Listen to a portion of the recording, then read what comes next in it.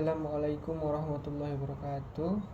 Puji syukur atas rahmat Tuhan yang Maha Kuasa, karena atas rahmatnya lah saya dapat menyelesaikan penulisan makalah ini. Perkenalkan, nama saya Wahyu Afandi dari Fakultas Agama Islam Humaniora Universitas Pembangunan Pancabudi Medan.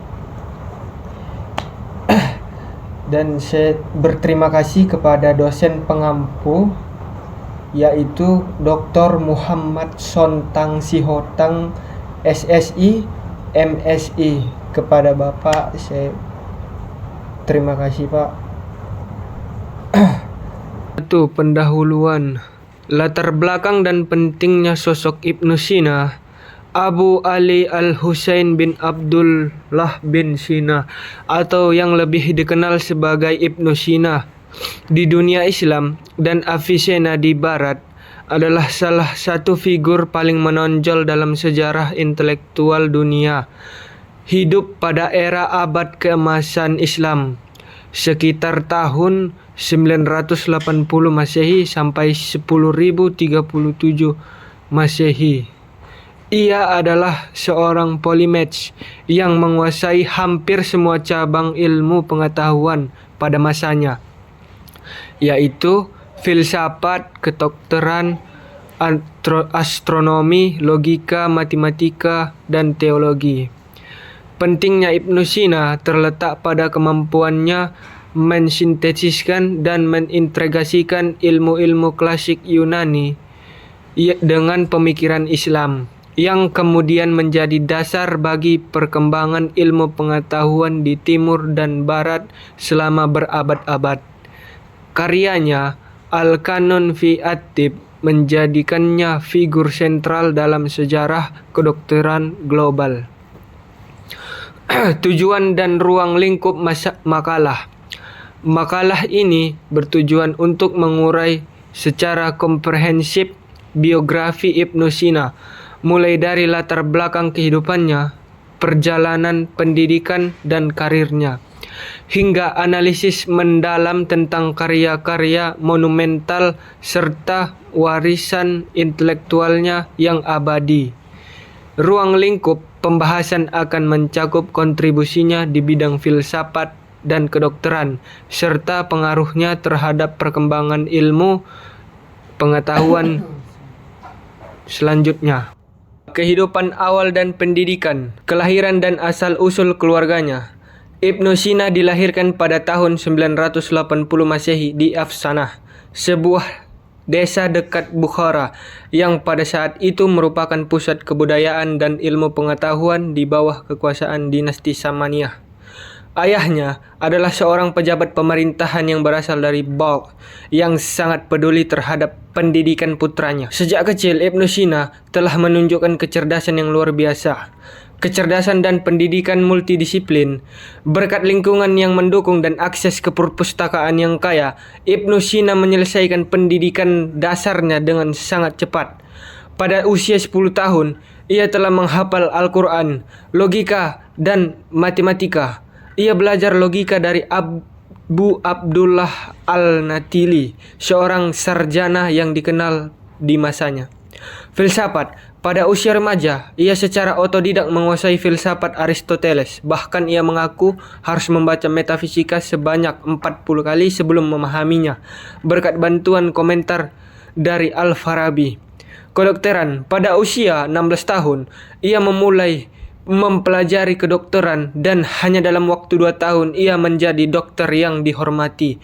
Pada usia 18 tahun, ia diangkat menjadi dokter istana Nuh bin Mansur, pengusaha Samaniyah yang memberinya akses tak terbatas pada perpustakaan istana.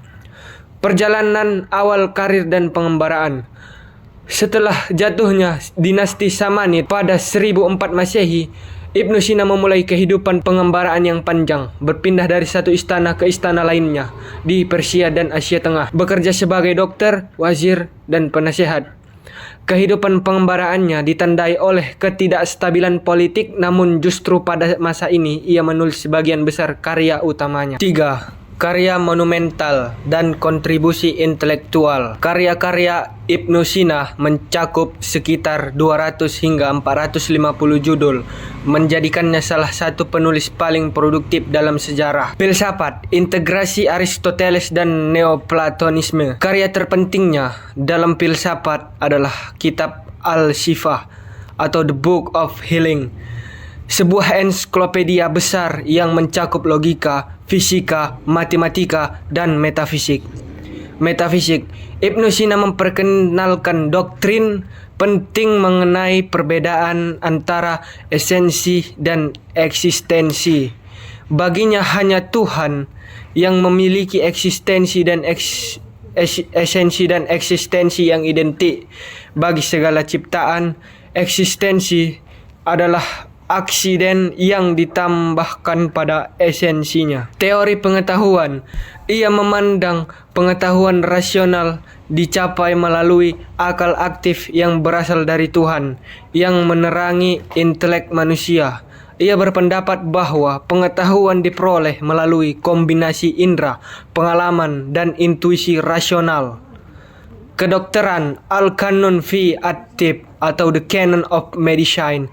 Karya ini adalah mahakarya Ibnu Sina dan merupakan ensiklopedia medis dan sistematis.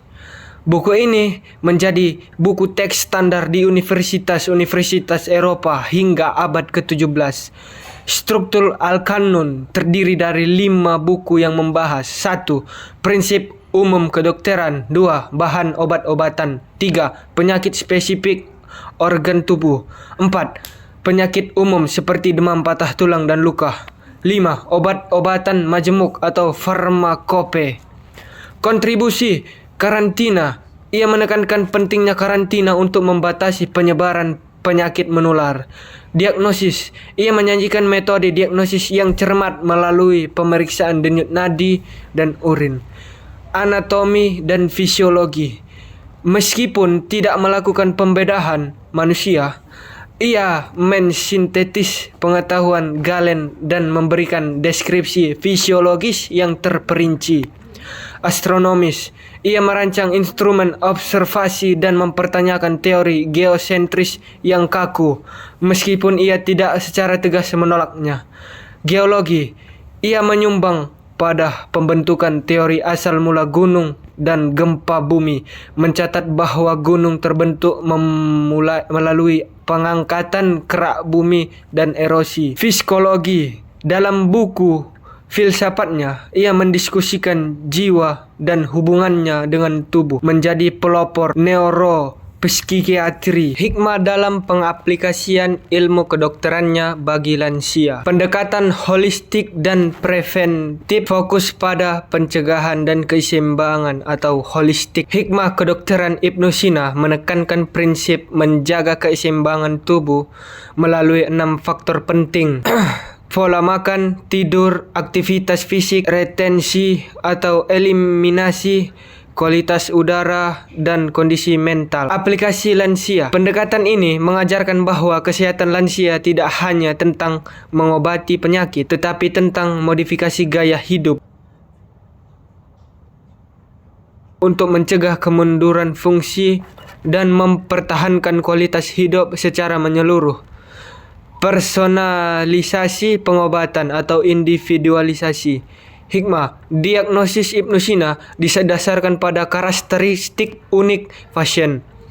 Aplikasi lansia. Hal ini mengingatkan bahwa pengobatan untuk lansia harus sangat dipersonalisasi, mengakui bahwa 2 lansia dengan penyakit yang sama mungkin memerlukan penanganan dan dosis yang berbeda sesuai dengan kondisi tubuh, riwayat, dan daya tahan mereka yang unik. Prioritas pada kekuatan alami tubuh. Hikmah Ibnu Sina meyakini pentingnya membantu dan mendukung kekuatan penyembuhan alami tubuh.